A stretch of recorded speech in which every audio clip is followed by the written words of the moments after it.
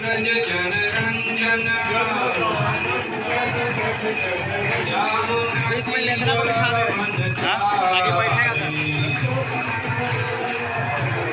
जय राधा माधव कुंज बिहारी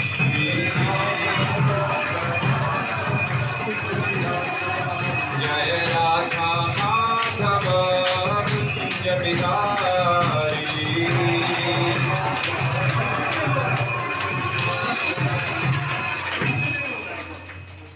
हरिनाम संकीर्तन यज्ञ की जय, श्रील प्रभुपाद की जय, और प्रेमानंदे हरे राम हरे राम राम राम हरे हरे। यहाँ आके हम बैठे हैं लगभग 2-3 घंटों के लिए। तो एक तपस्या ही है ना कि जो चीज़ हमें अच्छी लगती है उसको हमने त्याग कर एक ऐसी चीज़ में आए हैं जहाँ थोड़ा हमारा मन उतना नहीं है, लेकिन आप लोग आए हैं तो थोड़ी तपस्या की है। और ये तपस्या मनुष्य जीवन में क्यों आवश्यक है तो वो आज हम समझेंगे। तो इस जगह का नाम क्या है? खूंटी। तो पहली बार हमने सुना कि जब सुखामृत प्रभु से बात हुई थी कि हम लोग आएंगे इधर, तो फिर पता चला कि जगह का नाम है खूंटी। तो अभी थोड़ा अरेंजमेंट चल रहा है, तब तक हम लोग थोड़ा कीर्तन कर लेते हैं, नहीं तो ध्यान किसी का रहेगा नहीं। हरे कृष्णा कृष्ण कृष्ण हरे राम राम राम हरे हरे। हरे कृष्णा कृष्ण कृष्ण हरे हरे। हरे राम राम हरे हरे। हरे कृष्णा कृष्ण कृष्ण हरे हरे। हरे राम राम राम हरे हरे। हरे कृष्णा कृष्ण कृष्ण हरे हरे। हरे राम राम राम हरे हरे। हरे कृष्णा कृष्ण कृष्ण हरे हरे। हरे राम राम राम हरे हरे। हरे कृष्ण। तो थोड़ा बहुत अरेंजमेंट होता रहेगा अगर कोई भी लोग आएंगे, लेकिन आप अपने कान खुले रखिएगा। तो जैसा कि मैं बोल रहा था कि हम लोग को जब पता चली कि हम लोग रांची के पास एक जगह आ रहे हैं, तो वो जगह का नाम है खूंटी। तो पहले सोचा कि कुछ गलत सुन लिया क्या हमने। कई बार होता है ना, फोन में पता नहीं चलता, कुछ सामने वाला कुछ बोलता है और हम कुछ और सुन लेते हैं। तो फिर 1-2 बार पता चला, लिख के भी दिया व्हाट्सएप में, तब पता चला है तो खूंटी सच में इसका नाम खूंटी है। और खूंटी किसको बोलते हैं आप सबको पता है? खूंटी मतलब एक दीवार में जैसे कोई हुक लगा है कुछ टांगने के लिए, खूंटी। तो और रांची से यहाँ जब आ रहे थे तो भी एक एक जगह के नाम बहुत ही विचित्र से थे। भूल गया वो, अभिमन्यु प्रभु को याद है। एक नाम है उस, थोड़ा मुस्लिम सा लगता है। हाँ नहीं, भूल गया वो। हाँ मैं भूल गया, तो मैं सोचा कहाँ ये मुस्लिम एरिया है, तो बोले नहीं ये तो अभिमन्यु को क्या नाम था वो, मैं आपको बोल रहा था ना, वो मुस्लिम जैसा लग रहा है, दसमाइल तो मैं सोचा कोई इस्माइल जी ने कोई बनाया होगा और कोई 10 माइल हो गया, कोई मुस्लिम एरिया होगा, तो नहीं, वो इधर का ही। तो ऐसे ही अलग अलग बातें करते हुए मार रहे थे, तो हम खूंटी तक पहुंचे। तो खूंटी में बहुत समय पहले एक घटना घटी थी, लेकिन आप में से किसी को नहीं मालूम, लेकिन मुझे मालूम है। तो मैं वो घटना आपको आज सुनाऊंगा। खूंटी में 3 दोस्त रहते थे, रमेश, सुरेश और दिनेश। तो ये 3 सरकारी नौकर थे। सरकारी नौकर यानी उनका एक मालिक था, और उसके लिए वो काम करते थे। तो बहुत ही उम्दा उनकी पोजीशन थी, मतलब उनको खाने पीने किसी भी चीज़ की कोई कमी नहीं थी। बहुत ही शांतिपूर्वक उनका जीवन था खूंटी में। तो बहुत ही शांतिपूर्वक जीवन जी रहे थे। क्यों? क्योंकि वो अपने मालिक का कहा मानते थे। जो भी वो उनको कहते थे तो वो करते थे। तो इस तरह मालिक भी सुख से रह रहे थे, और 3 रमेश, सुरेश, दिनेश भी सुख से रह रहे थे।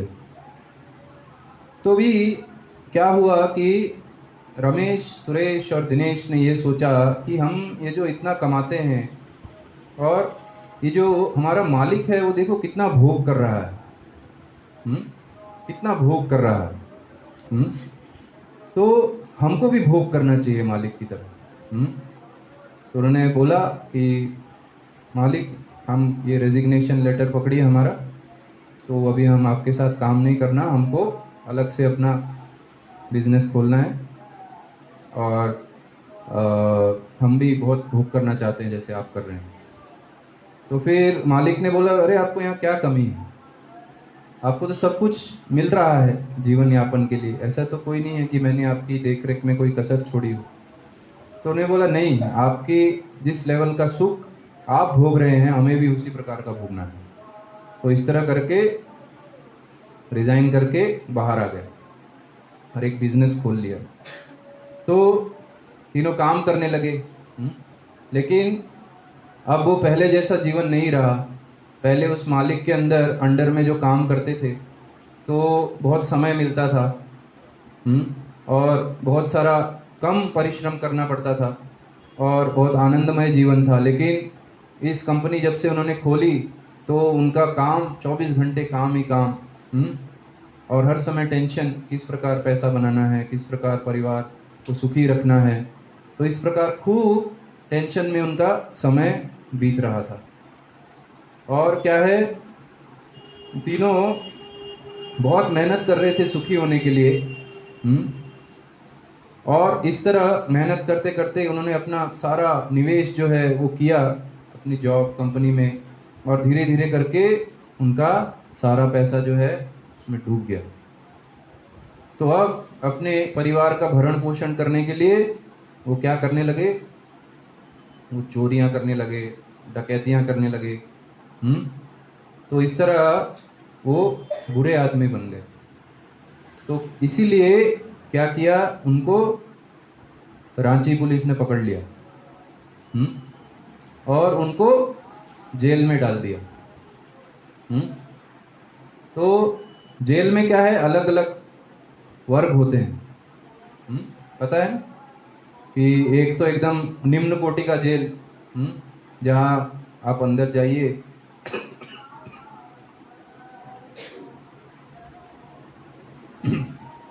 आप अंदर जाइए, उनके कमरे में ऐसे चूहे दौड़ रहे होते हैं, बदबूदार होती है, एकदम गंदगी होती है। दूसरे टाइप का जेल है जो थोड़ा बहुत ठीक होता है, रहने लायक होता है थोड़ा। और तीसरे टाइप का जेल है जहाँ बड़े बड़े मंत्री लोग रहते हैं, आराम से एसी है, टीवी है, लॉन है, बैठ के चाय पीते हैं। तो अलग अलग प्रकार के जेल। तो ये पहला जो रमेश था, क्योंकि उसने बहुत ही ज़्यादा उदंडता की, गलत काम किया, तो इसलिए उसको वो सबसे खराब जेल में रखा गया। हम्म? और ये जो सुरेश था उसने उतना खराब काम नहीं किया था, तो उसको जो मिडिल क्लास वाला जेल है उसमें रखा गया। और जो दिनेश है उसको उसने उतना नहीं किया था लेकिन फंस गया, और उसके बहुत कॉन्टैक्ट्स भी थे, तो इसलिए उसको एक हाई क्लास जेल में रखा गया जहाँ एसी वेसी सब है। तो अभी क्या है, उनको जेल में सब कुछ मिलता था, खाना मिल रहा है, पानी मिल रहा है, सब कुछ मिल रहा है। जो एसी वाला है उसको और अच्छा मिल रहा है, लेकिन एक ही चीज़ था कि आप वो चार दीवारी के जेल की चार दीवारी के अंदर ही रहेंगे, उसके आप बाहर कदम नहीं रख सकते। अंदर आपको खाना मिलेगा, अंदर आपको पानी मिलेगा, सब कुछ मिलेगा, लेकिन आप बाहर नहीं जा सकते, और आपकी जो स्वतंत्रता है वो सीमित होगी। आप जो कुछ चाहें वो कर नहीं सकते जेल में। तो ये तीनों भी जेल में रहते थे। और ये जो सबसे नीची वाली जेल में था व्यक्ति, तो वो ईर्ष्या करता था रमेश कि यार ये देखो सुरेश और दिनेश को अच्छी जेल मिल गई और मैं यहाँ इतनी खराब जेल में पड़ा हूँ, और मुझसे इतना काम भी करवाते हैं, इतनी बुरी तरह मुझसे काम करवाते हैं, मैं जो चाहता हूँ वो कर नहीं सकता हूँ। और सुरेश जो था वो सोचता था, हर समय इसी सोच में रहता था कि मैंने अपना जीवन किस तरह गुजारा। वो जेल में बैठ के वही मनन चिंतन करता था कि जब मैं उस जॉब में था मालिक के अंडर तब ठीक था, उसके बाद मैंने क्या क्या किया, तो वो मनन चिंतन करता रहता था। और जो सबसे ऊंची जेल में था वो बड़ी ठाड़ बाट में रहता था। सोचता था अरे क्या जीवन है, देखो यहाँ भी एसी सब कुछ मजा है, लेकिन स्वतंत्रता नहीं थी। उसको भी कुछ काम दिया जाता था, वो करना पड़ता था, जो खाने को दिया जाता था वही खाना पड़ता था। ऐसा नहीं है कि आज मेरा मन कर रहा है मैं चिकन बिरयानी खा लूँ तो ले आओ, मटन बिरयानी खा लूँ तो ले आओ, ये ले आओ वो ले आओ, नहीं, जो दिया जाएगा वही खाएगा। तो इस तरह सीमित था सब कुछ। तो इस तरह क्या हुआ, इन तीन दोस्तों में कुछ सालों बाद जो रमेश था सबसे जो घृणित अवस्था में था बहुत ही, तो उसने क्या किया, जेल में एक सुरंग बनाने लग गया, और सुरंग बना के वो भाग गया। सुरंग बना के भाग गया तो क्या हुआ, आजाद हो गया, बाहर घूम रहा था, हर समय डर में रहता था, हर समय अभी पुलिस आएगी, ये वो, इधर उधर भागता फिर रहा था। जैसी जेल में हालत थी उससे भी बदतर हो गई, और अंत में एक बार पुलिस ने उसे पकड़ा और फिर से जेल में ले आए, लेकिन अभी जो पहली उसकी अवस्था थी उससे भी बुरी अवस्था में डाल दिया उसको। कभी कभी क्या सोलो कन्फाइनमेंट ऐसे कुछ बोलते हैं इंग्लिश में, सॉलिटरी कन्फाइनमेंट, मतलब अकेले है कोई, एकदम छोटे से, ना उसमें बैठ सकते हैं ना उसमें खड़े हो सकते हैं, ऐसा एक जगह होता है, उसको उस प्रकार की एक सॉलिटरी कन्फाइनमेंट बोलते हैं। तो ऐसी जगह डाल दिया। और जो सबसे अच्छी जेल में था तो वो भी सोच रहा था अरे बाहर तो दिखता ही नहीं है, इसी चार दीवारी में हूँ, बाहर की दुनिया में क्या हो रहा है कुछ पता नहीं। तो वो भी अपने कॉन्टेक्ट्स लगा के बाहर निकल गया। लेकिन क्योंकि उसकी बुद्धि वैसी ही थी, चेतना वैसी ही थी, तो इस बार उसने और गलत काम कर दिया। लेकिन इस बार जब वो अंदर गया वापस जेल में, तो उसने इतना घृणित काम कर दिया था कि कोई उसको नहीं बचा सकता, वो भी बहुत बुरी तरह फंस गया जेल में। और ये जो सुरेश था, जो बीच वाला व्यक्ति था, जो मनन चिंतन करता रहता था कि कैसे मैं उस व्यक्ति के अंडर काम करता था, तब मैं कितना सुखी था, और अभी देखो फिर मैं उनसे उनको रेजिग्नेशन देके बाहर आया स्वतंत्रता के लिए, और कितने मेरे को धक्के खाने पड़े, कितनी मेहनत करनी पड़ी, इतना मेहनत करने के बाद भी, और इतने मैंने गलत काम किए सुख पाने के लिए, और अभी देखो मेरी अवस्था क्या है, मैं जेल में पड़ा। तो सबसे अच्छा यही है कि मैं सरकार को, या मतलब जो उनके बॉस थे, उनसे अपनी भूल स्वीकार कर लूँ। तो उन्होंने उनको एक चिट्ठी लिखी कि मैं अपनी भूल स्वीकार करता हूँ, मैं आपकी शरण में आने के लिए तैयार हूँ, मुझे अपनी भूल का पछतावा है, और इसलिए कृपया मुझे वापस आपकी शरण में लीजिए, मैं ये भूल नहीं दोहराऊंगा। तो इस तरह का जब उसने लेटर लिखा तो उसके जो मालिक थे उन्होंने क्या किया, उनके कॉन्टेक्ट्स थे ये पुलिस डिपार्टमेंट में सारे, तो उन्होंने क्या है कि उसकी सज़ा माफ़ कर दी और जैसे ही वो जेल से छूटा फिर से अपने मालिक के पास गया और वही पहले जैसा सुखपूर्ण जीवन जीने लगा। तो आपने कभी ये कहानी सुनी है जो खूंटी में घटी थी? नहीं, मैंने भी नहीं सुनी थी मैंने तो बना दी कहानी। लेकिन हमारा दुर्भाग्य क्या है कि ये कहानी वास्तविकता है। वो रमेश और दिनेश वो हम सब हैं, वो हम सब हैं। और सुरेश कौन बनेगा वो हम देखेंगे। पहले देखते हैं रमेश और दिनेश कैसे हम सब हैं। और ये जो खूंटी की कहानी वो केवल खूंटी की कहानी नहीं, वो 10 माइल की भी कहानी, वो रांची की भी कहानी है। और एक एक स्टेशन जितना आपको गांव याद है, जितने ज़िले याद हैं, कोई भी ज़िला आपके मन में याद आ रहा हो, कुछ भी याद आ रहा हो आपको, भारत में, विदेश में, इस संसार में, सब पूरे संसार की यही कहानी कि ये पूरा संसार ही एक जेल है। ये पूरा संसार एक जेल है। और हम इसमें फंसे हुए हैं। सुरेश, रमेश, दिनेश, ये सब की तरह हमारी हालत है। क्यों? क्योंकि हम सब एक ऐसे मालिक के लिए काम करते थे कि जिसने हमें सब कुछ दिया, जिसके साथ हम थे, लेकिन अभी हमें स्मरण नहीं। वहां कोई दुख नहीं था, कोई भी हमें पीड़ा नहीं थी, सब एकदम सुखी आनंद में। अभी थोड़ी देर पहले कीर्तन हो रहा था ना, तो कितने आनंद में थे सब, वही आनंद में थे सब कुछ। कोई और कुछ बीमारियों कुछ भी नहीं होता था, कोई भूख प्यास कुछ प्रॉब्लम नहीं था उधर, सब एकदम आनंद पूर्वक जीवन।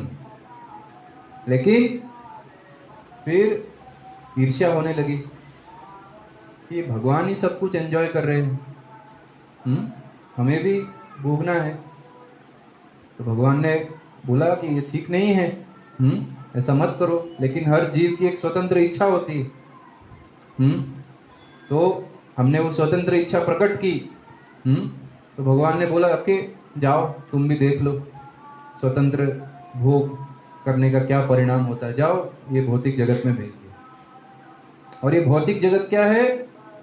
एक जेल है, जेल।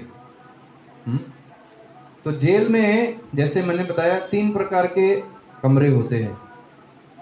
तो एक तो एकदम गंदा, बहुत ही दुख जिसमें होते हैं, एक थोड़ा ठीक ठाक होता है, और एक होता है जिसमें बहुत सुख होते हैं तथाकथित। तो हमारे कर्मों के अनुसार तो क्या हुआ, हमें ऐसी जगह मिली कि कुछ लोग बहुत ही बुरी कंडीशन में, बहुत ही बुरी अवस्था में।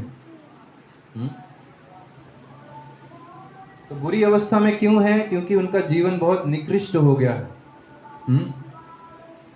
बहुत ही उनका जीवन है वो पापमय है।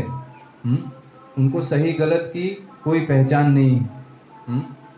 और क्या है, हम देखते हैं बहुत ही गरीबी में भी जीवन व्यतीत करते हैं। और बहुत सारा प्रकार का नशा, ये बहुत कुछ करते हैं। तो एक इस प्रकार के जेल में पड़े हैं।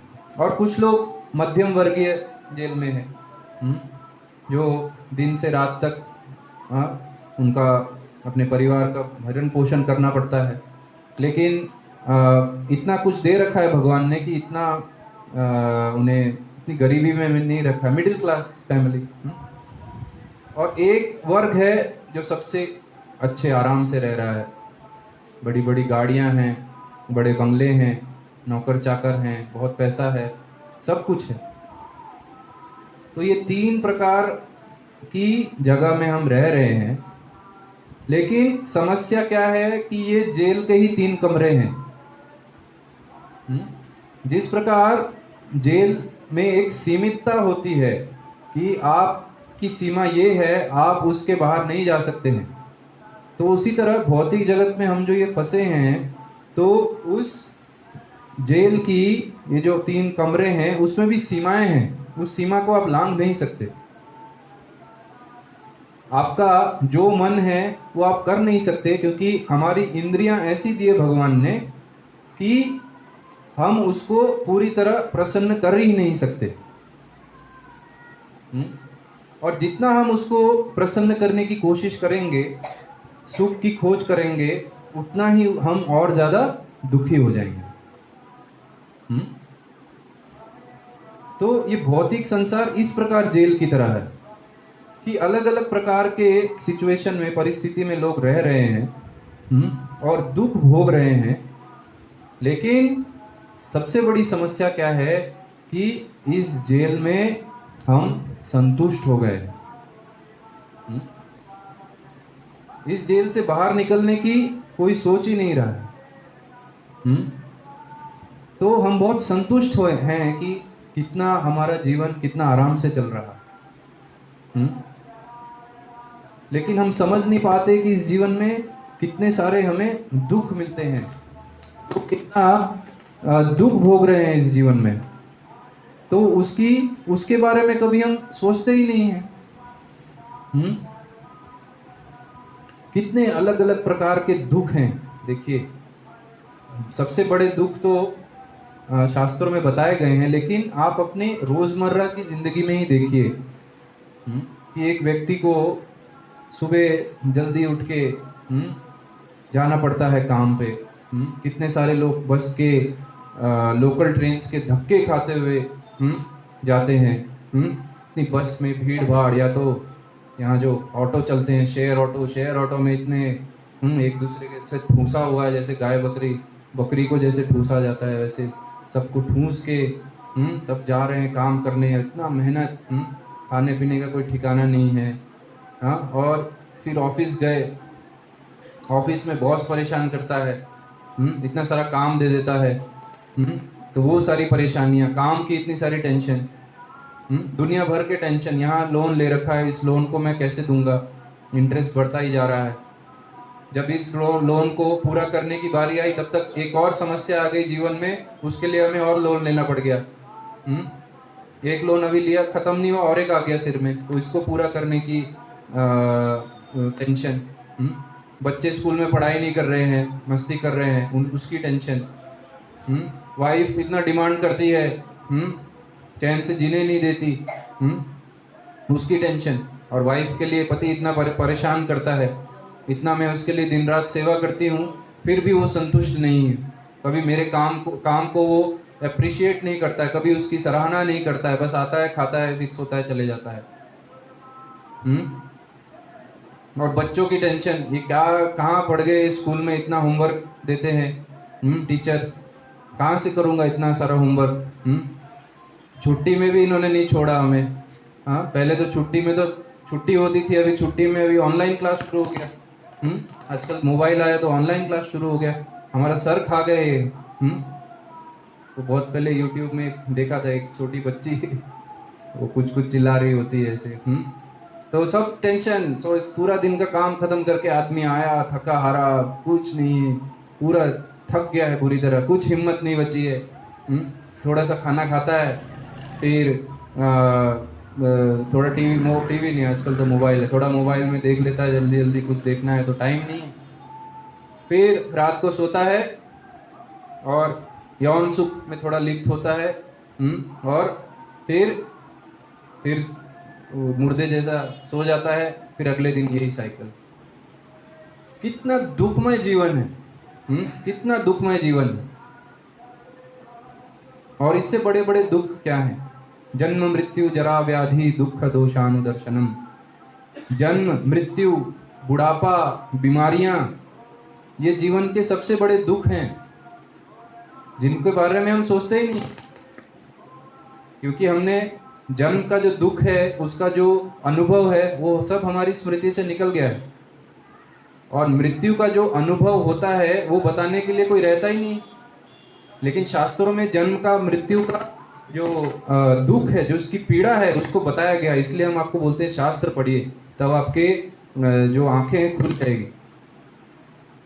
जन्म मृत्यु जरा, आप में से कुछ वृद्ध लोग हैं यहाँ, तो उनसे कभी बैठ के पूछिए कि वृद्ध काल कितना दुखमय है। कोई अच्छे से बात करने वाला नहीं होता है। अभी जो आपके बहुत अच्छे तथाकथित फ्रेंड्स, दोस्त यार, वो सब बुढ़ापे में कोई आपको पूछेगा भी नहीं। ये जवान लड़के लड़कियां आपस में बात करते रहेंगे और आप एक कोने में बैठे रहेंगे। और कितने लोग के जो बच्चे हैं वो तो उनको वृद्धाश्रम में डाल देते हैं, और खुद आनंद करते हैं माँ बाप वृद्धाश्रम में, और उधर बैठे बैठे वो पागल जैसे हो जाते हैं। दुख और बीमारियां, एक के बाद एक नई नई बीमारियां आ रही हैं। कितनी सारी बीमारियां हैं, अभी कोरोना आया, और भी कितनी सारी बीमारियां चल रही हैं। मेरे को खुद खांसी है 2 दिन से। कितना खराब लगता है, जुकाम हो गया, खांसी हो गया, पेट खराब है। वो फीस्ट बना है आज इधर, बहुत अच्छा, इतनी अच्छी पूरी हलवा कचौड़ी ये सब बनी है, और मेरा पेट खराब है, बस सबको खाते हुए देख रहा हूँ और कुछ कर नहीं पा रहा हूँ। कितना बुरा लगता है तब। और जिनको डायबिटीज, मतलब पूरा जिंदगी इतना मीठा खाया, ये खाया वो खाया, डायबिटीज हो गया, अब डॉक्टर बोल रहे सिर्फ आप उबला खाओ, ये मत खाओ, वो मत खाओ। कितना दुखमय बीमारियां हैं ये सब। और इस प्रकार अनेक प्रकार के दुख, हमारे जीवन, पूरा जीवन दुख से भरा हुआ है, क्योंकि एक जेल है जहां सुख नहीं होता है। कोई ऐसा नहीं बोलता है कि आपके जीवन का लक्ष्य क्या है, बोलता है मुझे बड़ा होके कैदी बनना है, ऐसा कोई बोलता है? हम पूछते हैं ना बच्चों से, आप बोलो बेटा आपके जीवन का क्या लक्ष्य है? कोई बोलता है मुझे पायलट बनना है, कोई बोलता है मुझे टीचर बनना है, इंजीनियर बनना है, डॉक्टर बनना है। कोई ऐसा बोलता है सर मेरे को ना कैदी बनना है, मेरे को जेल जाना है। कोई सुना है कभी आपने? तो कोई नहीं चाहता है, क्योंकि सबको पता है जेल का जीवन कैसा होता है। लेकिन हम लोग इतने बड़े बड़े महामूर्ख हैं कि ये जेल में, जो वास्तविक जेल में, जहाँ जन्म मृत्यु जरा व्याधि अनेक प्रकार के क्लेश पड़े हुए हैं, और जन्म जन्मांतर से हम इसको भोगते ही आ रहे हैं, फिर भी इससे निकलने का नहीं सोच रहे। तो कितनी बड़ी समस्या है देखिए जीवन में। इस जेल में पड़े हुए हम, और क्योंकि हम फर्स्ट क्लास जेल में हैं, अच्छा है, सब कुछ चल रहा है, ऐसे सोच रहे हैं, तो हम इससे निकलना ही नहीं चाहते। तो हम इससे निकलना क्यों नहीं चाहते? क्यों हमें ये सब जो दुख मैंने बताया, इतने प्रकार का दुख जो हम परेशान है जीवन में। आप में से ऐसा कोई है जो बोल सके मैं सुखी हूं, मेरे जीवन में कोई प्रॉब्लम ही नहीं, एकदम बढ़िया फर्स्ट क्लास लाइफ जा रही है? कोई बोल सकते हैं? तो फिर हम क्यों संतुष्ट हैं? बुद्धिमान व्यक्ति तो यही सोचेगा कि इन सब चीजों से छुटकारा मिले। लेकिन हम क्यों उस बारे में नहीं सोच पाते हैं? क्योंकि भोग ऐश्वर्य प्रसक्तानाम तयापहरित चेतसाम व्यवसायात्मिका बुद्धि समाधौ न विधीयते। भगवान श्री कृष्ण भगवत गीता में कहते हैं कि भोग ऐश्वर्य प्रसक्तानाम तयापहरित चेतसाम, कि जिसका जीवन का लक्ष्य केवल और केवल भोग करना है, अपनी इन सारी इंद्रियों को भोग में ही उन्हें लगाना है। कैसे हम आनंद करें, कैसे जीवा को बहुत अच्छा खाने के लिए दें, कैसे इस आंखों से हम बहुत अच्छी अच्छी चीजें देखें, इन आंखों की तृप्ति हो जाए, कैसे इन कानों से हम ऐसी म्यूजिक सुने, ऐसा गाना कि मजा आ जाए, कैसे नाक को अच्छे अच्छे व्यंजनों को सूंघने में लगाएं, कैसे इस त्वचा को आनंद दें। तो इस पूरे भोग में हम इतनी बुरी तरह लिप्त हैं कि व्यवसायात्मिका बुद्धि समाधौ न विधीयते, कि ऐसे व्यक्ति के मस्तिष्क में ऐसी सोच ही नहीं आती है कि मैं इस संसार में पीड़ित हूं। इसीलिए हम बहुत ही संतुष्ट हो जाते हैं। ये माया की दो प्रकार की शक्तियां होती है, एक होती है आवरणात्मिका शक्ति और एक होती है प्रक्षेपात्मिका शक्ति। तो ये आवरणात्मिका शक्ति क्या होती है? सबसे पहले तो माया पता है आपको क्या है? माया भगवान की एक शक्ति है जो जिसने हमें इस संसार में रख रखा है। तो वो जो माया शक्ति है उसका उनकी एक शक्ति होती है आवरणात्मिका शक्ति। तो ये आवरण मतलब क्या है? एक कवरिंग। तो उसने हम सबको ढक रखा है, एक आवरण कर रखा है। किससे?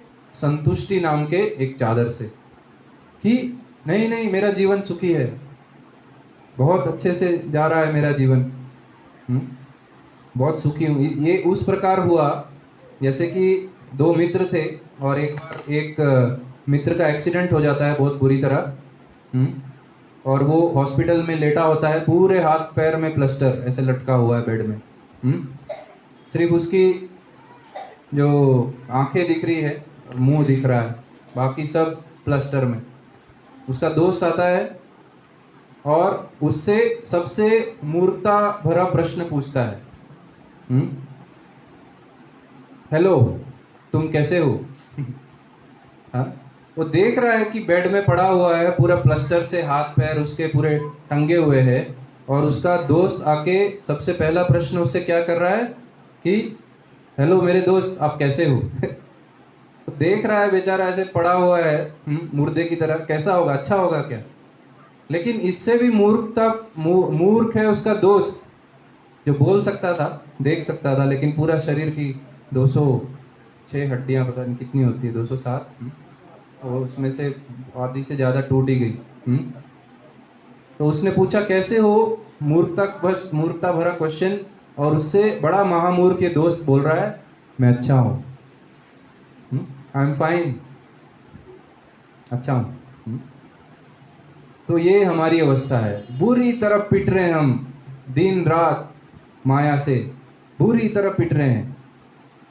जो हम मन में इच्छा करते हैं आज मैं ये सुख भोगूंगा, बहुत सुख भोगूंगा, वास्तव में उसको भोगने का प्रयास करते तो भोग ही नहीं पाते।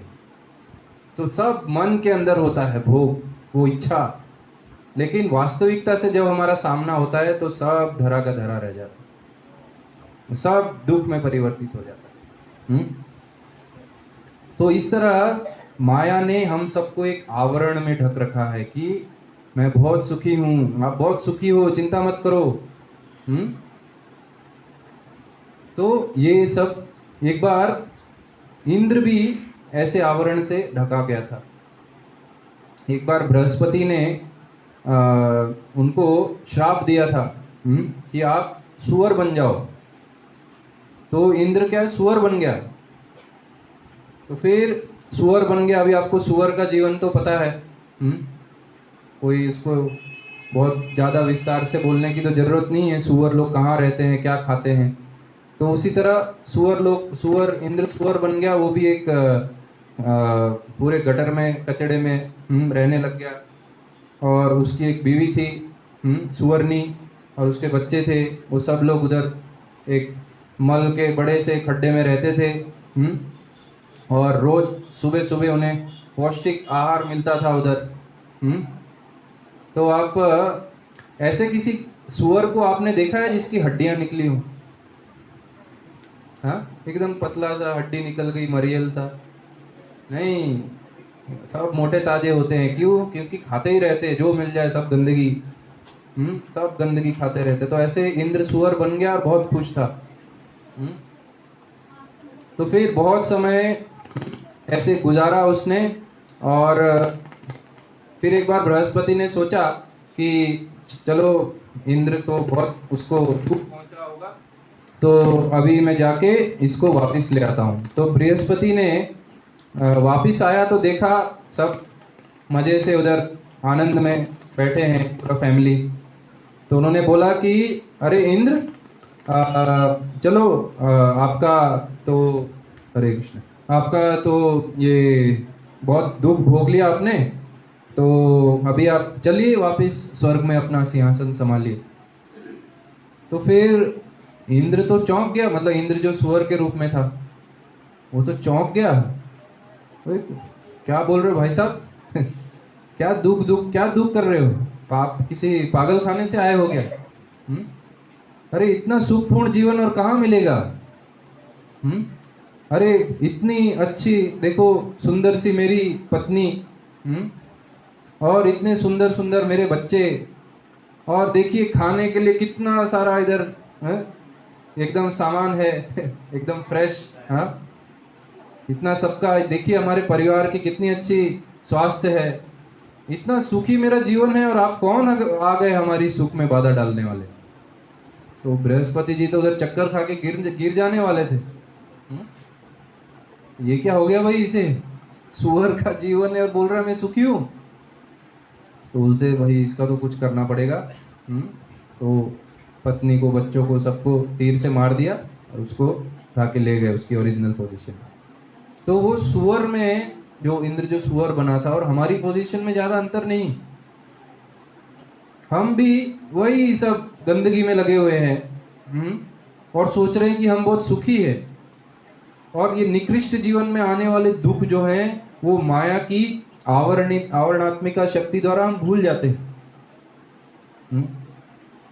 और इससे बाहर निकलने का प्रयास ही नहीं करते।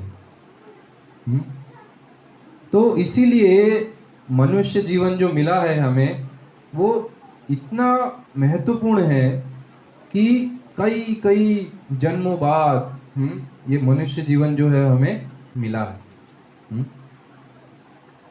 तो आप सोच रहे होंगे अरे ये तो कितनी बार सुना है। आस्था टीवी खोल दो तो सब आके यही बोलता है, 84 लाख योनि जन्म मृत्यु होती है, बहुत सारे जन्म मिलते हैं। अरे पता है हमें, हम भी हिंदू हैं, सब पता है, भगवत गीता भी पता है हमें। तो लेकिन हम उसके ऊपर विचार ही नहीं करते। भगवत गीता घर में रखी होती है सबके, वो जो और वेदी होती है, पूजा की वेदी, जहाँ हम दुनिया भर के भगवानों का फोटो रख देते हैं, और साइड में हम वो भगवत गीता भी रख देते हैं एक लाल पोथी में बांध के, और सुबह शाम उसको अगरबत्ती दिखाते हैं। लेकिन कभी खोल के पढ़ी ही नहीं कि इसमें है क्या, या पढ़ते हैं तो ऐसे सिर्फ पाठ कर लेते हैं, लेकिन उसका अर्थ क्या है नहीं समझते हैं। तो मनुष्य जीवन का लक्ष्य क्या होना चाहिए कि इस जो निकृष्ट अवस्था में है हम, ये जो इतनी बुरी अवस्था में है, रोज रोज थपेड़े खा रहे हैं हम माया के, तो अपनी बुद्धि लगाएं और सोचे कि कैसे मेरे को इस जन्म से, इस जीवन में ही इस जेल से निकलना है। अपनी बुद्धि लगाएं। तो वो होती है एक बुद्धिमान मनुष्य की सोच। तो जैसे रमेश, सुरेश और दिनेश थे, तो सबने बुद्धि लगाई निकलने की। क्यों? क्योंकि थोड़े समय बाद उन्हें भी पता लग गया था कि ये जगह रहने लायक नहीं। सीमितता है इधर, खुलकर हम आनंद नहीं कर सकते, और जो आनंद है वो दुख में ही परिवर्तित होता है। जैसे भगवत गीता में एक श्लोक है, ये ही संस्पर्शजा भोगा दुख योन एवते आद्य अंतवंत कौन्तेय न तेषु रमते बुधः। इसका मतलब ये है, भगवान बोल रहे हैं कि इस भौतिक जगत में ये इंद्रियों द्वारा हम जो भी सुख प्राप्त करने की कोशिश करते हैं, वो शुरू से और बीच में और अंत में केवल और केवल दुख का कारण बनता है। दो उदाहरण से हम समझ सकते हैं इसको। एक उदाहरण है कि कई उदाहरण हैं, लोगों को सिगरेट पीना इतना अच्छा लगता है क्योंकि कुछ उसमें आनंद आता है, और सिगरेट पीते जाते हैं, उसकी लत लग जाती है, और बाद में पूरे कैंसर हो जाता है फेफड़ों का, मर जाते हैं। और यहाँ मैंने देखा, जैसे ही भोपाल से रांची आ रहे थे, और रास्ते में बहुत जगह आया तो बहुत सारे पैसेंजर्स और हर जगह पहले भी आ चुके हैं हम इस तरफ, और मैंने देखा है यहाँ और बंगाल में भी और बहुत जगह लोगों को एक बहुत बुरी लत होती है, वो होती है गुटखा खाने की। तो गुजरात में और एक उसको मावा बोलते हैं तो यहाँ गुटखा और एकदम धड़ल्ले से खुलेआम ट्रेन में विमल विमल विमल विमल करके एकदम बिना डर के आके बेच रहा है। लोग खरीद रहे हैं और कितने मूर्ख लोग हैं उसको खाते खाते उसमें उसमें लगी तस्वीर को नहीं देखते हैं। माया की आवरणात्मिका शक्ति। तो फिर लास्ट में कैंसर हो जाता है। तो इस तरह सुख का हम प्रयास करते हैं लेकिन अंत दुख में होता है। और एक क्या है आजकल का ये जो जमाना है मोबाइल का। मोबाइल में हम कितने सारे फेसबुक हैं, ये ऐप है वो ऐप है। फेसबुक में हम दोस्त बनाते हैं जबकि हमें पता ही नहीं होता है कि सामने वाला व्यक्ति जो हमसे बात कर रहा है क्या वो वास्तव में लड़का है लड़की है, कि कोई गलत प्रोफाइल बना के हमसे बात कर रहा है कि क्या, कुछ हमें पता ही नहीं होता। अगर कोई लड़की की फोटो लड़की का नाम हो तो हम आदमी उससे बात करने लगते हैं, और जबकि वो सामने वाला व्यक्ति तो लड़का है। और ऐसे ही, और फिर क्या होता है हम बहुत सारा बात करते हैं, ये करते हैं, और बाद में पता लगता है ओ अरे बाप रे ये तो लड़का निकला। मैं तो मूर्ख बन गया। या तो इस भौतिक जगत में इतना मोबाइल यूज करके तथाकथित प्रेम करके प्यार हो जाता है हमें, प्यार करते हैं।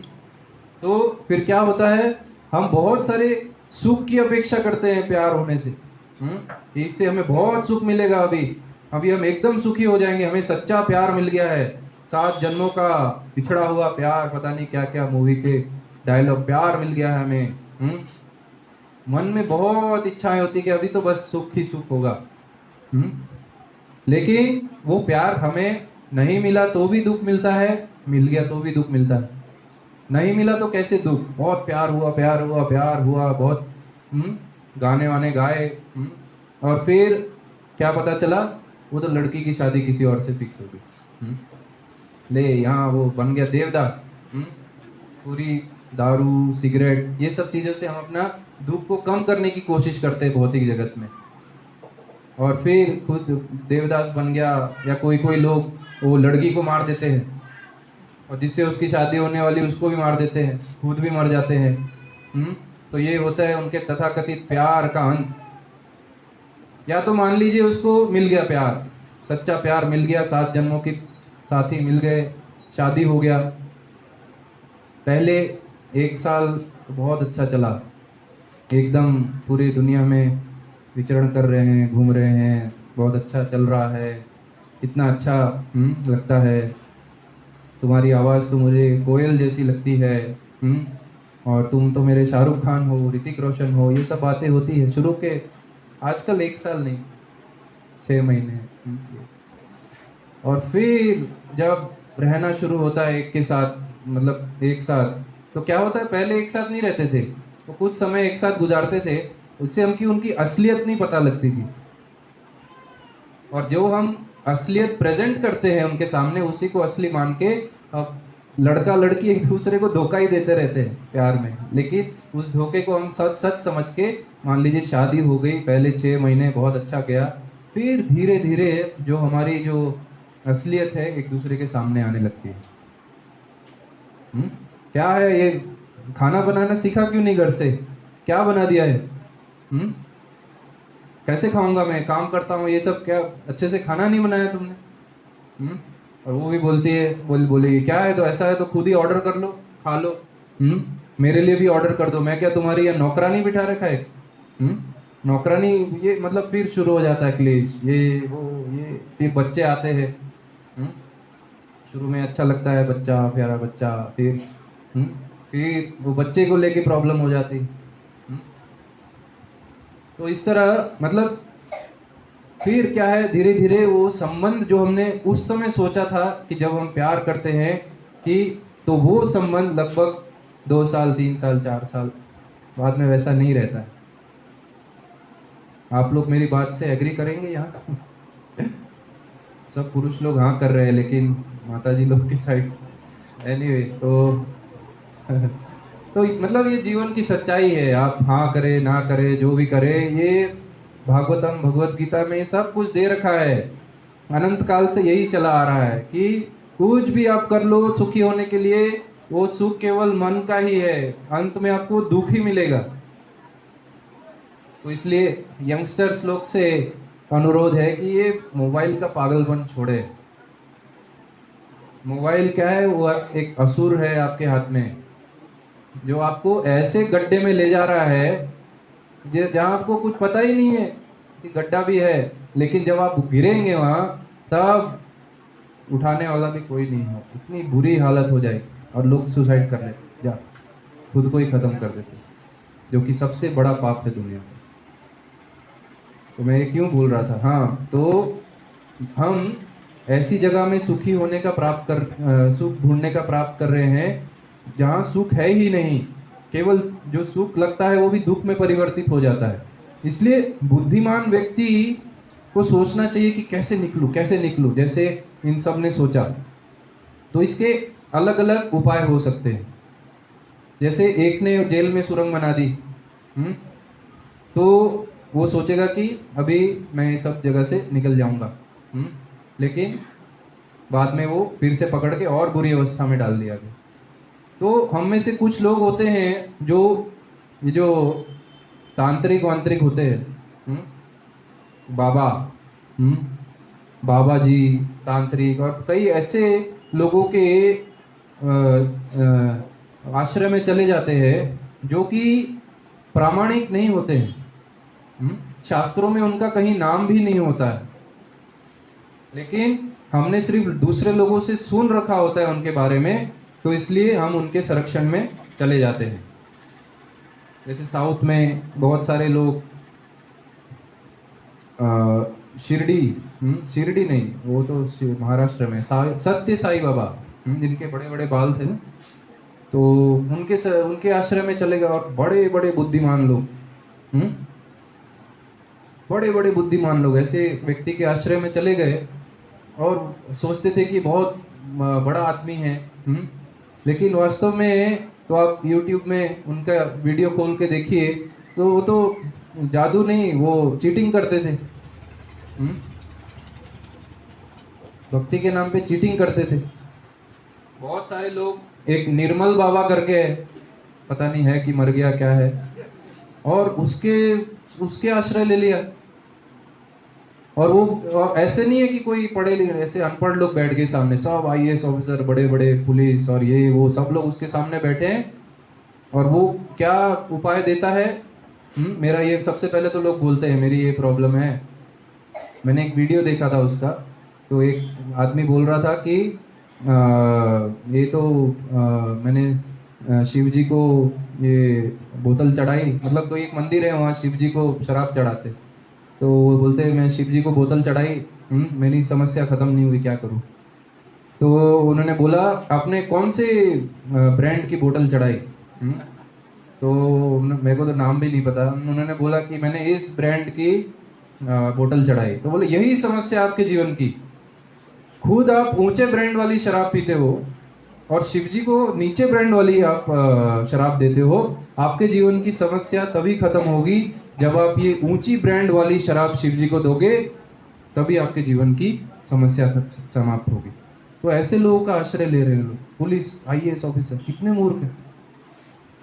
तो ऐसे लोग का आश्रय लेके क्या होगा, वो जो आश्रय दे रहा है वो भी कचड़े में जाएगा मृत्यु के बाद, और उसके साथ साथ उसके पीछे पीछे हम भी बुरी तरह कचड़े में चले जाएंगे। और जो सबसे पहला तीसरा व्यक्ति था दिनेश, जिसने थोड़ा कॉन्टेक्स्ट लगाया या कुछ किया, तो उसकी उतनी बुरी हालत नहीं थी, तो फिर भी उसका रास्ता सही नहीं था। क्यों? क्योंकि हम लोग बहुत सारे, क्या होता है कि हमारे जीवन में सोचते हैं कि कुछ पुण्य करें, तो हम लोग क्या है कि देवी देवताओं की पूजा का सहारा ले लेते हैं।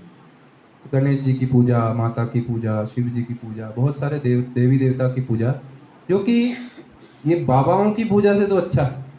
ऐसे लोग जिनका कोई कैरेक्टर नहीं खुद का, उनके आश्रय से जाने से अच्छा देवी देवता कर रहे हैं। लेकिन उससे हमें ये फायदा नहीं होगा कि हम इस जेल से निकले और वापस जेल में ना आना पड़े, वो नहीं होगा। क्यों? क्योंकि देवी देवता जो हैं वो इस पूरी समस्त जो ब्रह्मांड है उसका एक दिन प्रलय के साथ विनाश होने वाला है। तो ये देवी देवता ब्रह्मा सहित, ब्रह्मा भी, सब समाप्त होने वाला है। ये प्रलय के समय ये सब देवी देवता, ब्रह्मा सब समाप्त होने वाले हैं। और वो कभी भी आपको अमरता का वरदान नहीं दे सकते क्योंकि वे खुद अमर नहीं। हिरण्यकशिपु को आप सब जानते हैं, हिरण्यकशिप प्रहलाद के पिताजी राक्षस। तो उन्होंने ब्रह्मा जी को बोला आप मेरे को अमर कर दो। वो एक तपस्या की उन्होंने, तो ब्रह्मा जी ने बोला मैं क्या आपको अमर कर दूं, मैं तो खुद ही मरने वाला हूँ, मैं कहाँ से आपको अमरता का वरदान दे दूं। तो अगर हम ऐसी देवी देवताओं की पूजा करें तो हो सकता है अगर हम अच्छे से करें तो स्वर्ग चले जाए और सुख भोगें। लेकिन भगवत गीता क्या कहती है? ते त्वं भुक्त्वा स्वर्ग लोकम विशालम क्षीणे पुण्ये मर्त्य लोकम विशन्ति। तो ऐसा स्वर्ग में जाएंगे, थोड़े समय सुख भोगेंगे, लेकिन जैसे ही आपके पुण्य खत्म हुए फिर इस संसार में आपको धक्का देके भेज दिया जाएगा। और फिर यही जो दुख, मैंने इतना देर तक दुख का एक्सप्लेनेशन दिया, वही सब फिर भोगने। तो इस तरह जेल से बाहर निकलना समझदार व्यक्ति का काम नहीं है। अभी जो तीसरे व्यक्ति, जो बीच वाला व्यक्ति था सुरेश, उसने क्या किया? उसने अपनी भूल मानी सबसे पहले। उसने अपनी भूल मानी और सोचा कि मैं अपनी भूल स्वीकार करता हूँ, मैंने गलती की। और फिर जो उनके मालिक थे उनको लेटर लिखा कि मैं अपनी भूल स्वीकार करता हूँ, आप कृपया मुझे आपकी शरण में फिर से ले लीजिए, मैं फिर नहीं करूँ। तो इस तरह मालिक ने जब देखा कि सिंसियर है, गंभीर है, तो इस तरह फिर उन्होंने क्या किया कि अपने जो पुलिस वाले हैं उनको निर्देश दिया कि इसको छोड़ दो। वो छोड़ के अपने मालिक के पास गया, सुखी सुखी रहने लग गया। तो ये होता है एक बुद्धिमान व्यक्ति का उपाय इस जेल से निकलने का, कि हमारे मालिक कौन है? हमारे मालिक पूर्ण पुरुषोत्तम भगवान श्री कृष्ण है। कृष्णस्तु भगवान स्वयं, मत्तः परतरम नान्यत् किंचित अस्ति धनंजय। भगवान बोल रहे हैं मेरे समान कोई नहीं, मेरे ऊपर कोई नहीं। तो इसलिए ऐसे भगवान की हमें पूजा करनी चाहिए। क्यों करनी चाहिए? क्योंकि उन्हीं के पास हम सब थे और उन्हीं से द्वेष करके हम इस संसार में आए सुख भोगने, और सुख नहीं है। इसलिए अपनी भूल स्वीकार करके हम भगवान को पूर्ण शरणागत होने से ही हम भगवान के धाम वापस जा सकेंगे। लेकिन वापस क्यों जाएं? कृष्ण की पूजा क्यों करें? ये देवी देवताओं की पूजा भी मैंने बोला कि नहीं, कृष्ण की पूजा क्यों करें? तो भगवत गीता में हमें पता लगता है, आ ब्रह्म भुवना लोका पुनरावर्तिनो अर्जुना मामुपेत्य तु कौन्तेय पुनर्जन्म न विद्यते। तो भगवान हमें बोल रहे हैं कि इस लोक से आप ब्रह्मा के लोक तक भी चले जाएं। स्वर्ग लोक तो बहुत नीचे की बात। आ ब्रह्म भुवना लोका पुनरावर्तिनो अर्जुना, एकदम ऊपर ब्रह्मलोक तक चले जाएं, लेकिन आपके पुण्य क्षीण होने पर वहां से भी आप नीचे आएंगे। लेकिन मामुपेत्य तु कौन्तेय पुनर्जन्म न विद्यते। लेकिन आप मेरे पास आ गए एक बार तो आपको और जन्म मृत्यु जरा व्याधि कुछ नहीं होगा, और जन्म खत्म। और क्या करना है?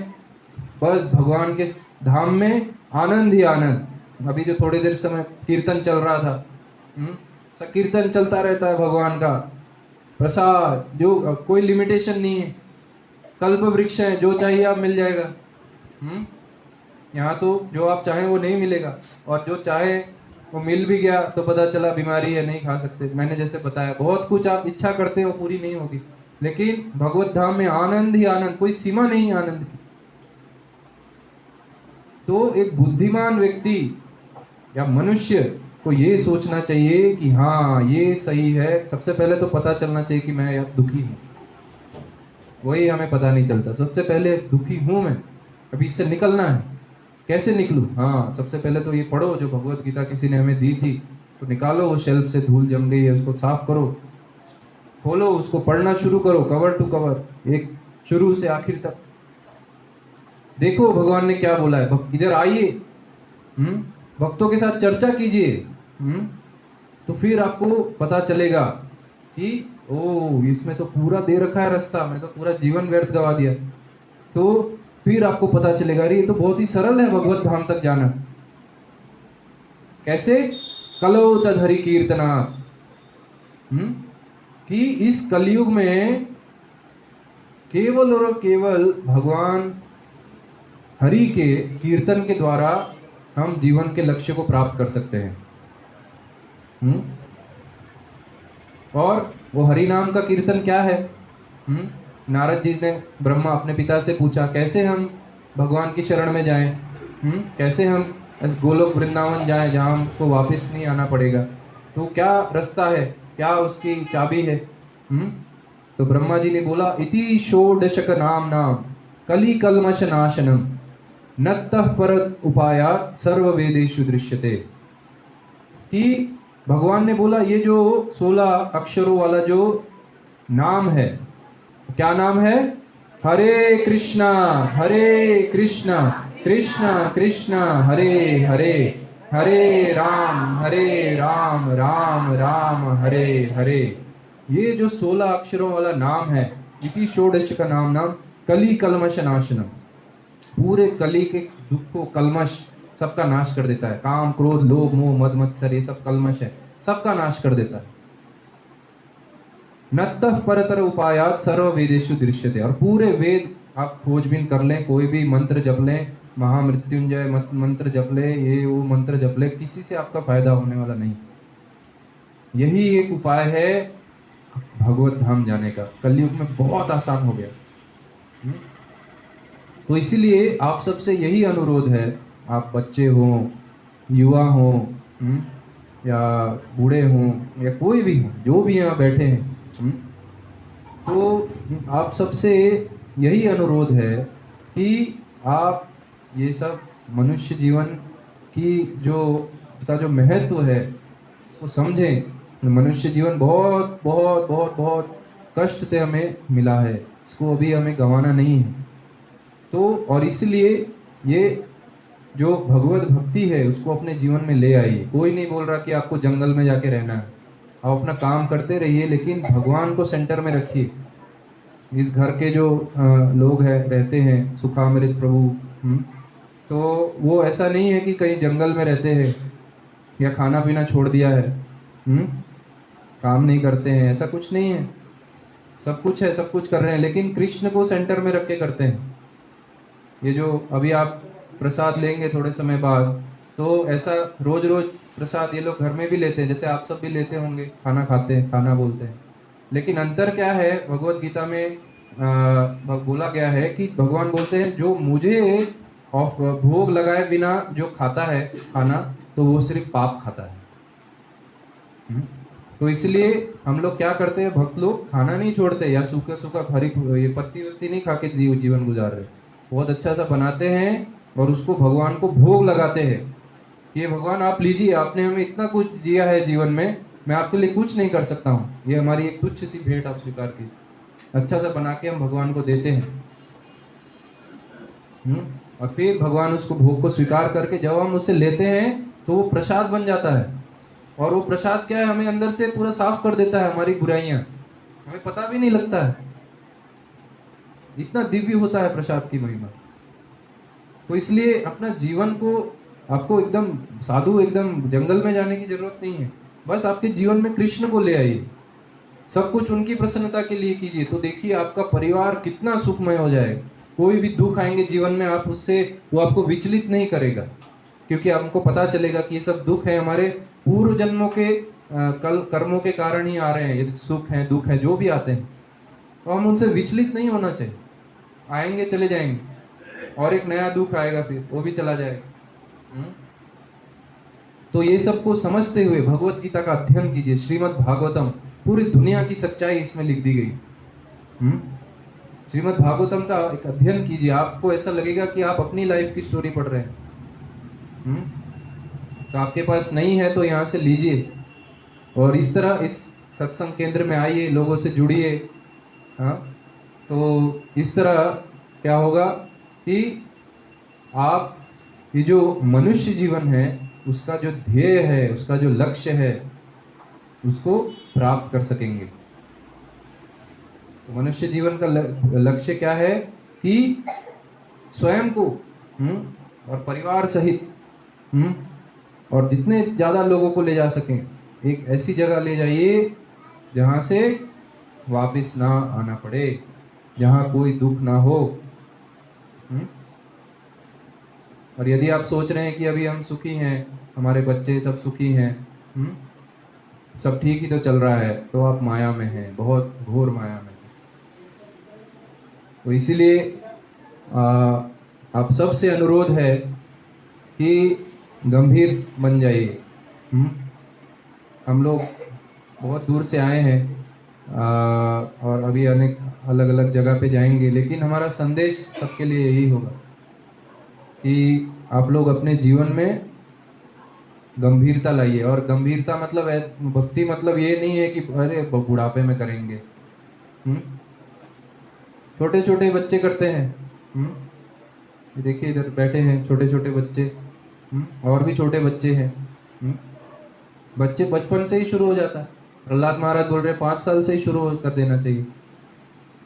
और जो हम युवा लोग हैं, जो यंगस्टर्स हैं, तो हम लोग सोचते हैं अभी तो आनंद करना है हमें जीवन में, भक्ति वक्ति क्या सब बकवास। लेकिन आप ये जो देखिए युवा वर्ग है इधर, ये हमारे अभिमन्यु प्रभु हैं, अभी जो कीर्तन कर रहे थे, 2 भक्त मृदंग बजा रहे थे, सब 19-20 साल के हैं युवा वर्ग।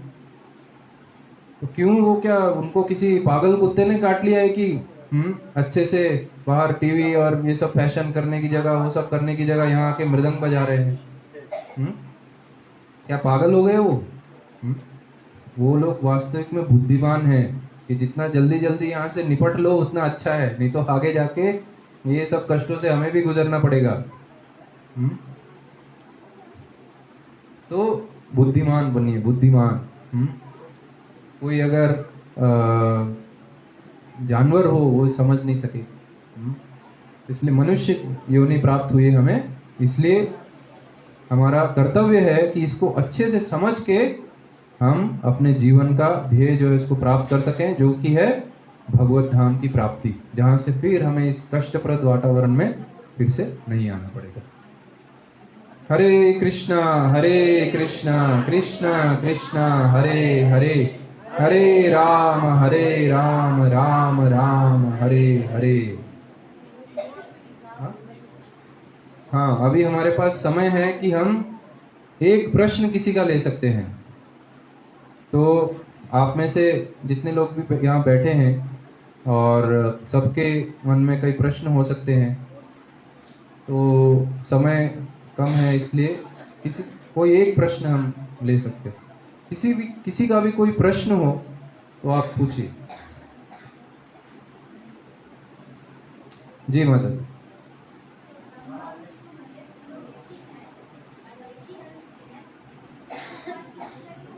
हाँ, माता जी ने बहुत अच्छा प्रश्न पूछा है कि जब ब्रह्मा विष्णु महेश एक ही हैं, तो एक ही भगवान, केवल एक ही भगवान की पूजा क्यों करनी है? सही यही पूछा ना आपने?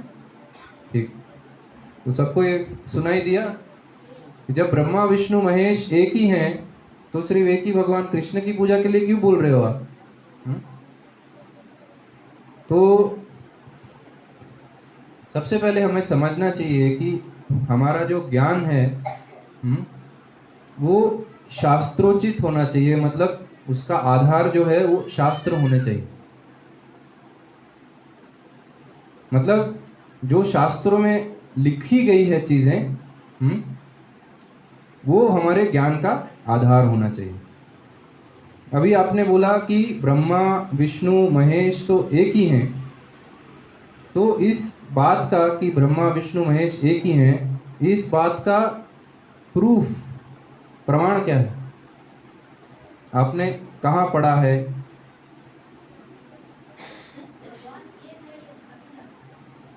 नहीं, आपने अभी बोला ना ब्रह्मा विष्णु महेश एक ही हैं, तो ये बात आपने किधर पढ़ी? कौन से शास्त्र में पढ़ी?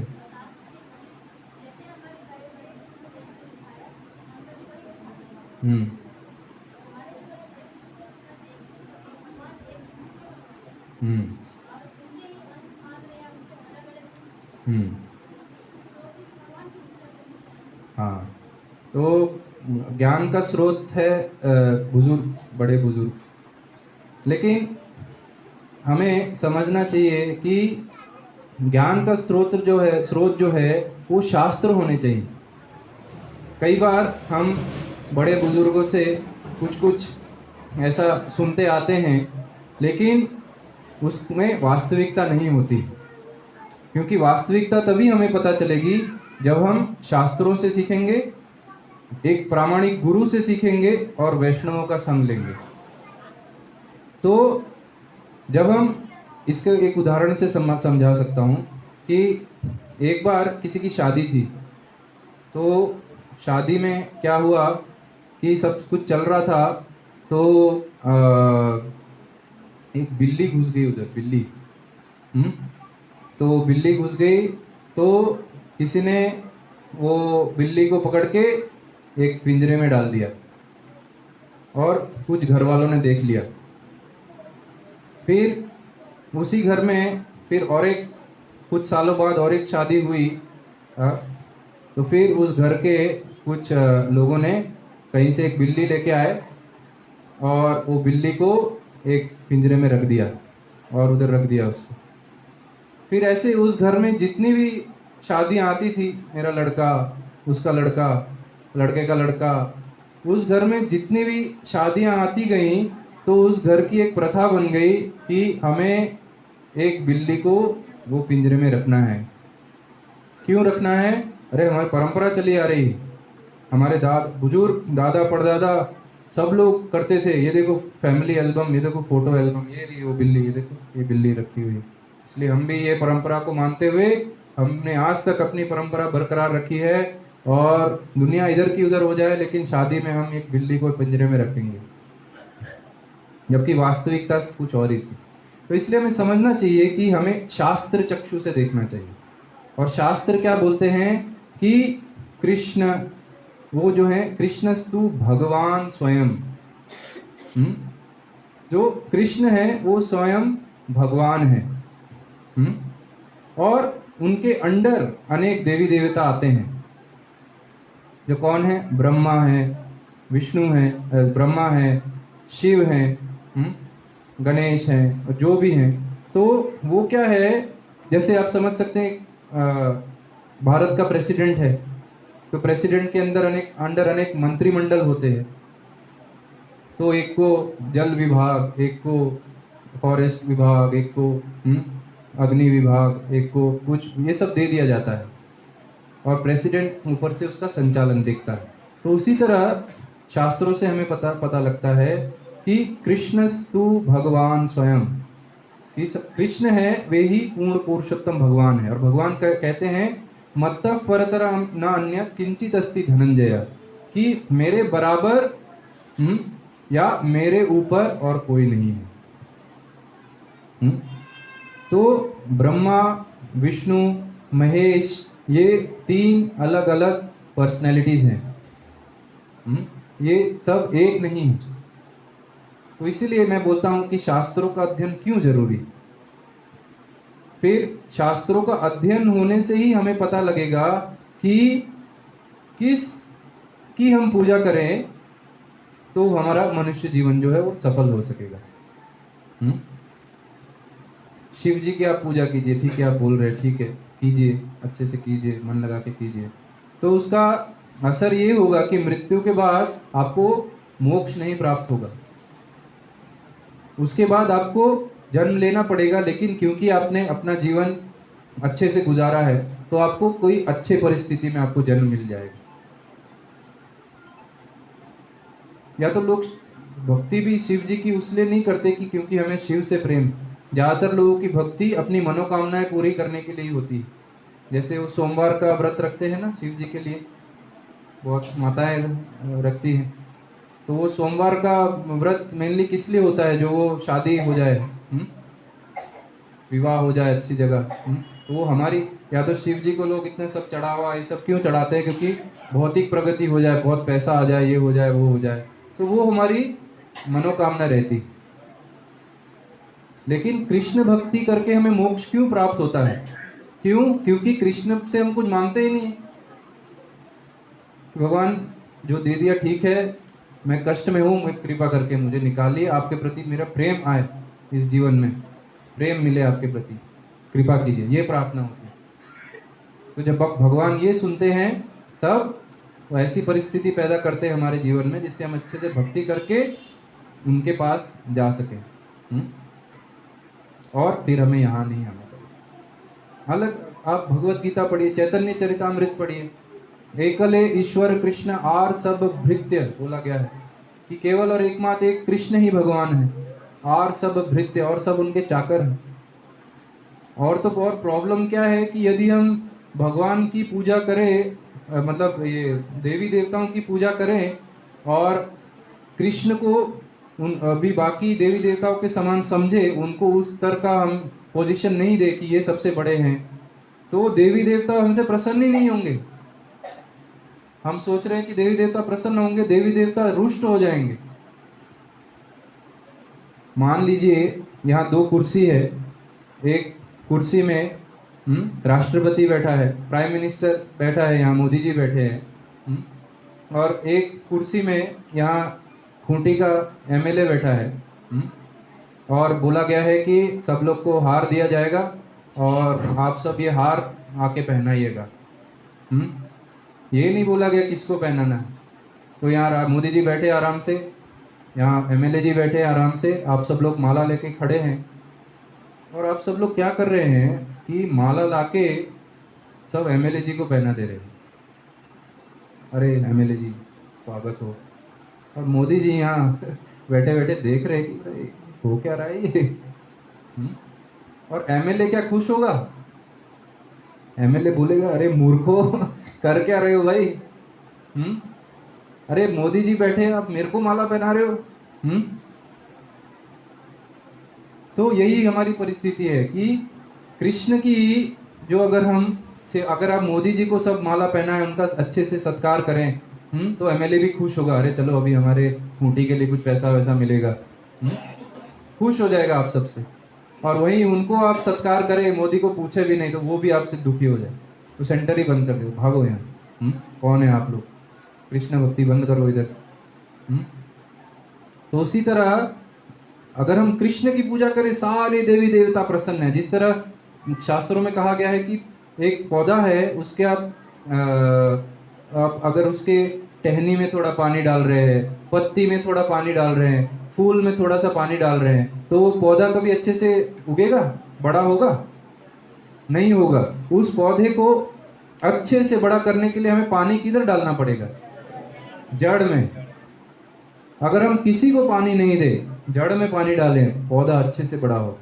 तो उसी तरह कृष्ण जो है वो पूरे इस भौतिक जगत, आध्यात्मिक जगत, सब कुछ का कारण है, जड़ है। तो इसलिए अगर हम कृष्ण भक्ति अच्छे से करें तो 100% गारंटी है कि सभी देवी देवता आपसे अत्यंत प्रसन्न हो जाएंगे, क्योंकि वो स्वयं ही कृष्ण भगवान की पूजा करते हैं। तो इसलिए शास्त्र चक्षु से आपको देखना पड़ेगा। आप भगवत गीता लीजिए, यहाँ से भागवतम लीजिए, उसका अध्ययन कीजिए, तब आपको पता चलेगा कि इसमें पार्थक्य है। कृष्ण, ब्रह्मा विष्णु महेश, सारे देवी देवता, ये सब एक नहीं। सबकी पूजा करके हमें जो फल मिलने वाला है वो कृष्ण की पूजा से जो फल मिलेगा उसमें पार्थक्य है, वो अलग है। और बहुत बड़ी हमारी समस्या है कि हमारा ज़्यादातर ज्ञान अभी टीवी सीरियल्स पे बेस्ड होता है, और टीवी सीरियल्स जो बनते हैं वो शास्त्र उनका आधार नहीं होते, वो कुछ भी बना देते हैं सीरियल। तो इसीलिए आप जो शास्त्र हैं उनका आधार लेके आप पढ़िए, उसको जानिए, तब आपको वास्तविकता पता चले। हरे कृष्ण। ठीक है, आप संतुष्ट हैं या प्रश्न है अभी भी बाकी रह गया? अच्छा, सबके लिए अच्छा अच्छा। ओ नहीं, मेरे को तो, मैं तो पहचानता ही नहीं हूँ किसी को, तो मैं सोचा आप प्रथम बार आए होंगे, और वो प्रथम बार ही आए। तो अच्छा है आपने सबके लिए पूछा, सबके लिए पता लगा। आप में से कितने लोगों के पास यहाँ आप में से कितने लोगों के पास यहाँ भगवत गीता नहीं है? भगवत गीता यथा वो ऐसी ऐसी भगवत गीता नहीं है कितनी बड़ी होती है। गोरखपुर वो उसमें तात्पर्य नहीं होता है, या कोई भगवत गीता यथारूप वो भगवत गीता आप में से किस किस किन किन के पास नहीं है? जरा हाथ ऊपर कीजिए।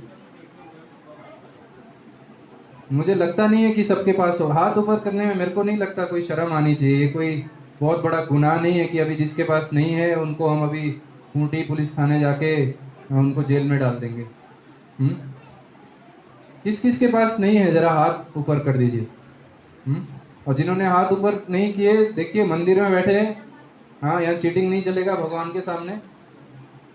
हाँ, हाथ ऊपर कर दीजिए। अभिमन्यु प्रभु आप थोड़ा देख लीजिए किन किन के पास नहीं है। हाँ, प्रभु सुखामृत प्रभु आप जरा देखिए। तो आप सबसे अनुरोध है कि अभी कीर्तन होगा, आरती होगी, फिर प्रसाद होगा सबके लिए। तो आप कृपा करके यहाँ भगवत गीता है हमारे पास, तो जिन जिन के पास भी नहीं है कृपा करके उसको ले जाए, और उसको ले जाके वो रख नहीं देना उधर कि बस खत्म, प्रभु जी ने बोला था भगवत गीता नहीं है तो ले ली मैंने, बात खत्म। नहीं, उसको रोज रोज पढ़िए जितना भी समय मिले। तभी आपको पता चलेगा कि जीवन की वास्तविकता क्या है। कई लोगों का पूरे दुनिया का जीवन बदल दिया है भगवत गीता ने। पूरे दुनिया में हमारे कितने हजारों हजारों सेंटर्स हैं। पूरे विदेशी लोग यहाँ से मायापुर काफी नजदीक होगा, एक हमारा हेडक्वार्टर्स है इस्कॉन का। मायापुर जाइए, देखिए विदेशी लोग, लेडीज लोग साड़ी पहन के, पुरुष लोग धोती कुर्ते में हमसे अच्छी तरह सनातन धर्म का पालन कर रहे हैं। क्यों? क्योंकि इस एक बुक ने उनका जीवन बदल दिया। पशु जैसे जीवन से वो अपना शुद्ध जीवन जी रहे हैं। तो इसलिए भगवत गीता ले जाइए। जिसने हाथ नहीं खड़ा किया है, उनको शर्म आ रही हो लेकिन उनके पास नहीं है, वो भी ले जाइए और इसको पढ़िए। तभी आपको पता चलेगा कि वास्तविकता क्या है। इसी के साथ यहाँ कदम करेंगे। हरे कृष्णा हरे कृष्णा कृष्ण कृष्ण हरे हरे हरे राम हरे राम राम राम हरे हरे। हरे कृष्णा। हमारा बहुत सौभाग्य है कि प्रभु जी यहाँ पर आए और हम उनसे विनती करते हैं कि बार बार यहाँ पर आते रहें और हमें मार्गदर्शन देते रहें। हरे कृष्णा। तो अभी आरती होगी, सभी अपने स्थान पर खड़े हो जाएं, माताएं उधर और पुरुष भक्त इधर, और आरती देखिए। हरे कृष्ण।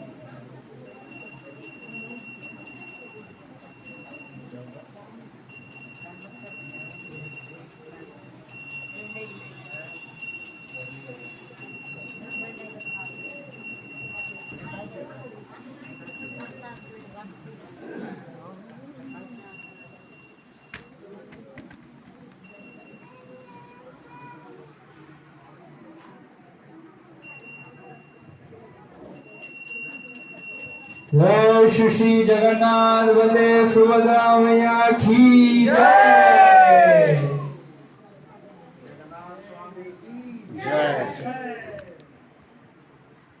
हरे कृष्णा कृष्ण कृष्ण हरे हरे, हरे राम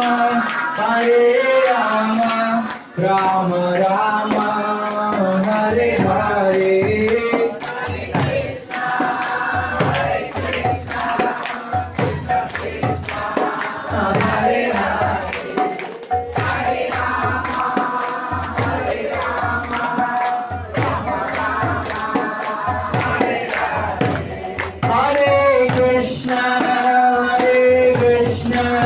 कृष्ण कृष्ण हरे हरे, हरे राम राम राम हरे हरे।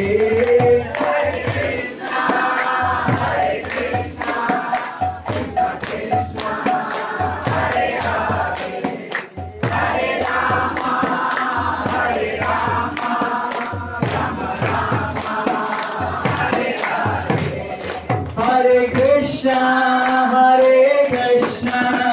कृष्ण कृष्ण हरे हरे, हरे राम राम राम हरे हरे। हरे कृष्ण कृष्ण कृष्ण हरे हरे, हरे राम राम हरे हरे। हरे कृष्ण कृष्ण कृष्ण हरे हरे,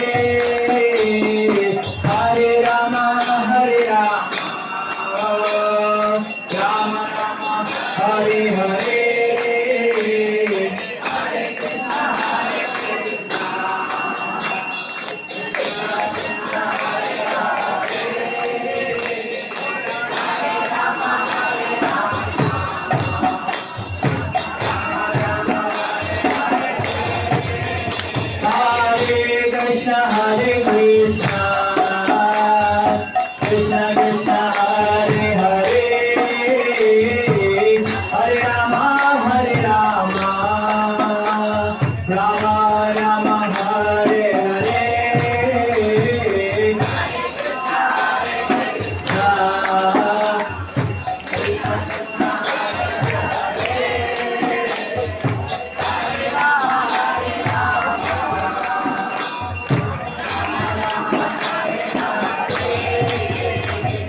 हरे Krishna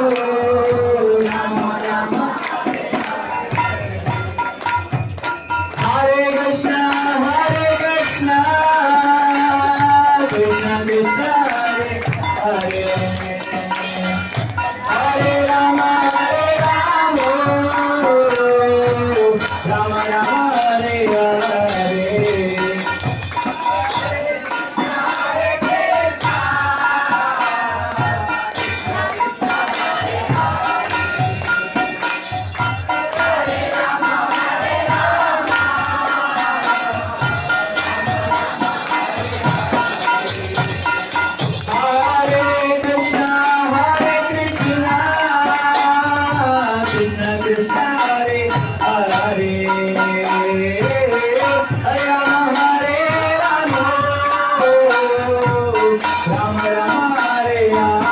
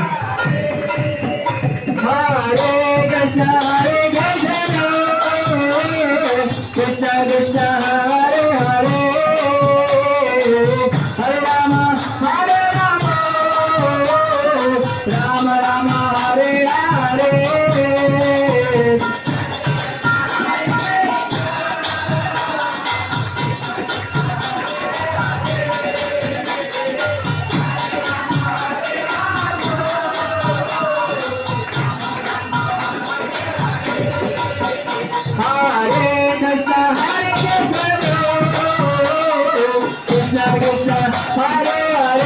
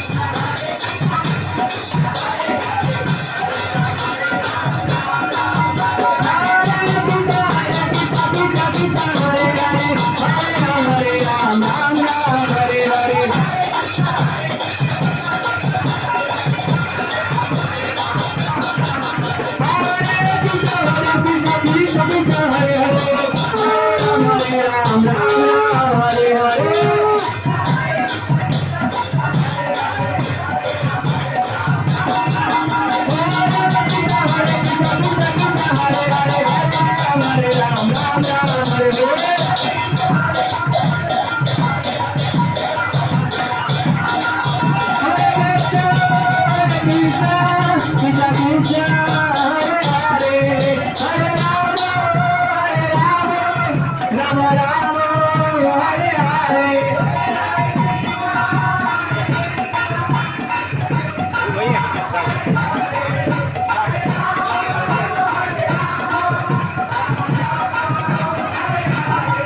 Jaya Jagannath Jagannath Jagannath Jaya Jagannath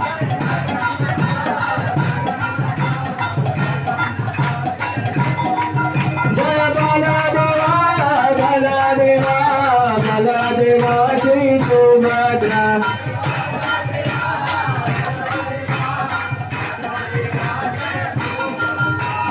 Jai Jagannath Jai Jagannath Jai Jagannath Swami Jai Jagannath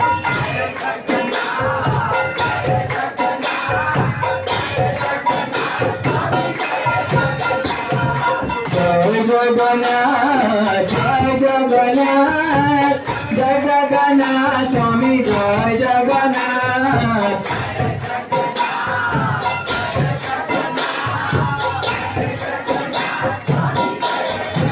Jai Baladev Jai Baladev Jai Baladev Shri Subhadra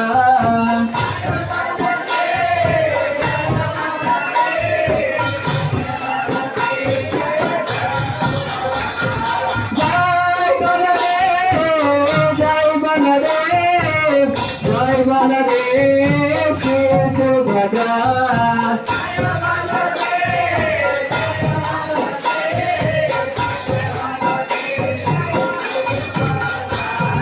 Jai Jagannath Jai Jagannath Jai Jagannath Swami Jai Jagannath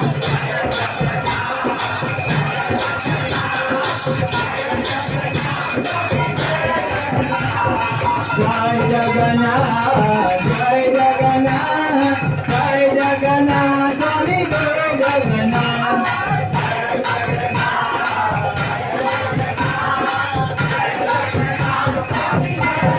Jai Baladev Jai Baladev Jai Baladev Shri Subhadra Jai Jagannath Jai Jagannath Jai Jagannath Swami Jai Jagannath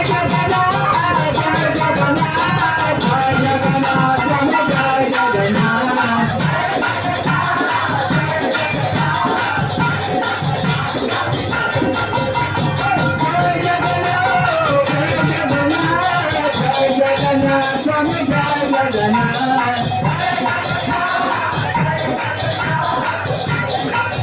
Jai Baladev Jai Baladev Jai Baladev Shri Subhadra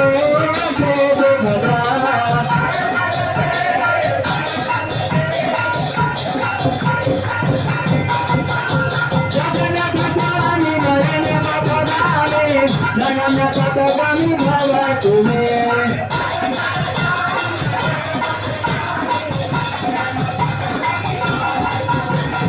Jagannath Swami Narayana Bhavani Narayana Bhavani Bhavatume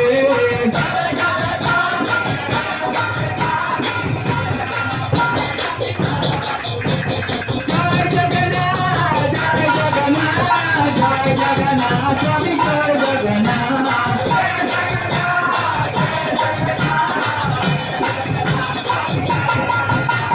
Hare Krishna Hare Krishna Krishna Krishna Hare Hare Hare Rama Hare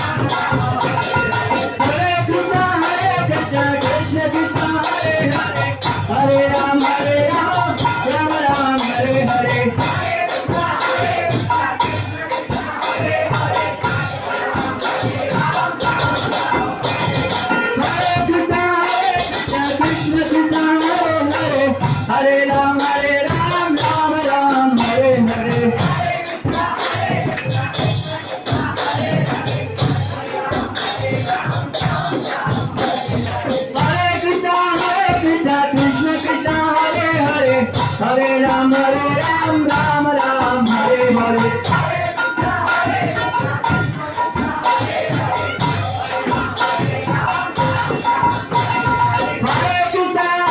Krishna Krishna हरे राम राम राम हरे हरे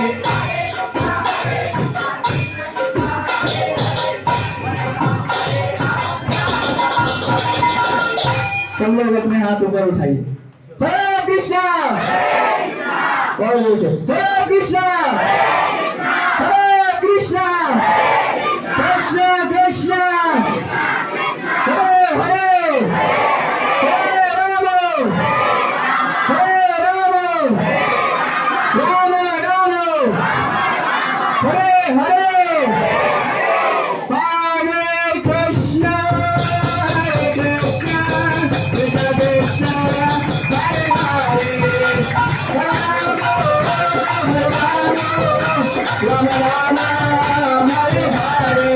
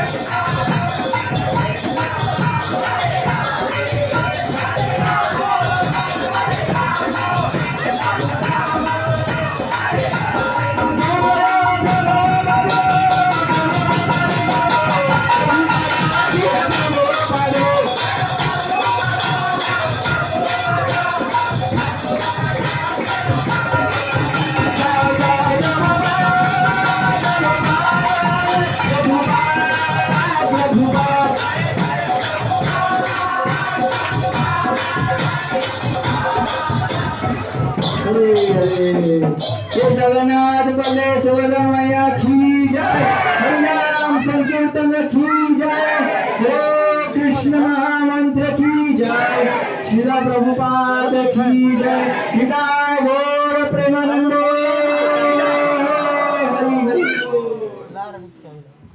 हरे कृष्ण।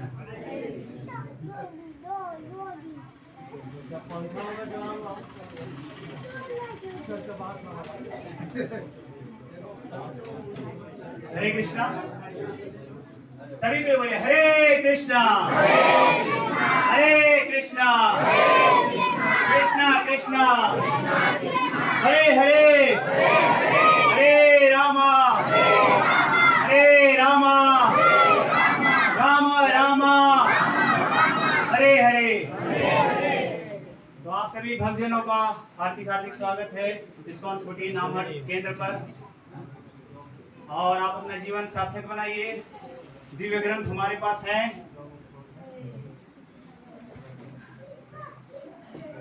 पूरी कथा में प्रभु जी ने भगवत गीता आधारित जीवन शैली का उदाहरण दिया और साथ ही साथ परम भगवान को कैसे जान सकते हैं, तो शास्त्र की चक्षु से ही हम जान सकते हैं। तो हमारे पास वैदिक शास्त्र श्रीमद् भगवत गीता यथारूप एवं वाल्मीकि कृत रामायण मौजूद है। जिन किन्हीं भक्तों को लेना है तो आप संपर्क कर सकते हैं और तत्काल ही ग्रहण कर सकते हैं। हरे कृष्णा। कार्यक्रम को आगे बढ़ाते हुए अब हम प्रसाद की ओर आगे बढ़ेंगे। उससे पहले मैं बहुत बहुत साधुवाद देना चाहूंगा कि एक मिनट के लिए शांत हो जाएं। साधुवाद देना चाहूंगा कि श्रीमान भक्त मधुकंठ प्रभु जी हमारे एक छोटे से जिले दुर्लभ स्थान पर उपस्थित हुए और भगवद गीता का दिव्य संदेश से लोगों को लाभान्वित किया। साथ ही साथ इस्कॉन नर्मदापुरम के वरिष्ठ भक्त श्रीमान भक्त तरुण कृष्ण प्रभु जी जो सभी को खूब नचाया, हरि नाम की महिमा से सबको लाभान्वित ही किया। तो हम पूरी तरह से गदगद हैं, खुश हैं और बारंबार आपसे प्रार्थना करते हैं प्रभु जी कि आप हमारे एक छोटे से सेंटर पे आइए। और मैं सभी भक्तजनों की ओर से प्रार्थना करता हूं कि आप आइए और हमें इसी तरह से आनंद में डूबते रहिए, हमेशा हम कृष्ण प्रेम को प्राप्त करें। हरे कृष्णा।